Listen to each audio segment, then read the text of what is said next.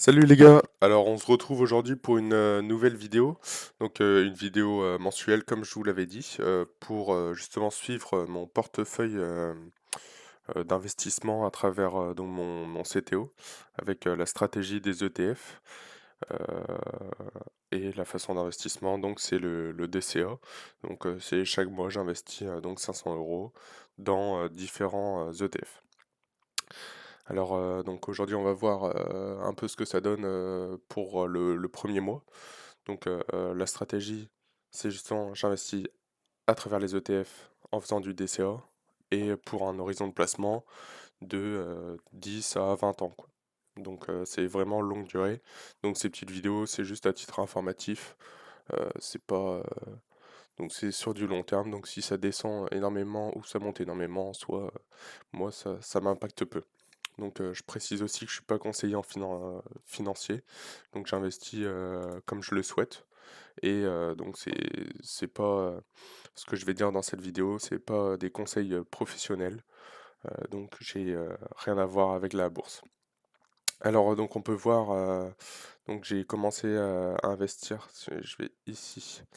Donc ici c'est l'action Apple qui m'a été donnée. Donc il y a forcément ici c'est biaisé. Donc sur le dernier mois, on voit que les actions ont bien monté. Donc oui, jusqu'à fin juillet. Et ensuite c'est bien redescendu. Donc ici je suis à 1,17% et donc c'est monté jusqu'à 4%. Donc j'étais en plus-value de 62 euros, mais donc ça c'est juste à titre informatif. Donc, j'ai également réalisé donc, un document Excel qui permet donc de regrouper l'ensemble sans justement l'action Apple qui faussait un peu la rentabilité.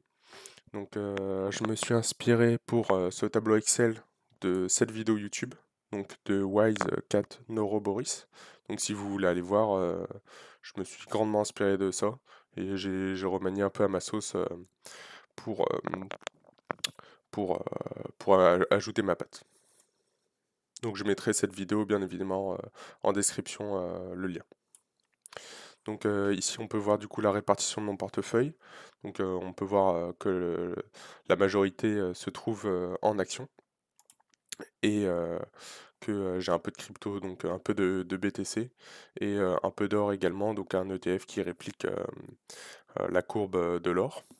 Ensuite, donc on peut voir les rentabilités par ligne. Donc ça c'est fait via Google, donc forcément c'est pas forcément à jour directement, euh, mais ça me permet de donner un aperçu. C'est pas super précis, mais tant que l'aperçu est dans la globalité respectée, moi ça me correspond. Donc on peut voir que l'immobilier donc en Europe a très largement surperformé les autres ETF ou actions. Et que le BTC, justement, c'est le- l'action qui a perdu le plus ce mois-ci. Donc on peut voir également la répartition du portefeuille.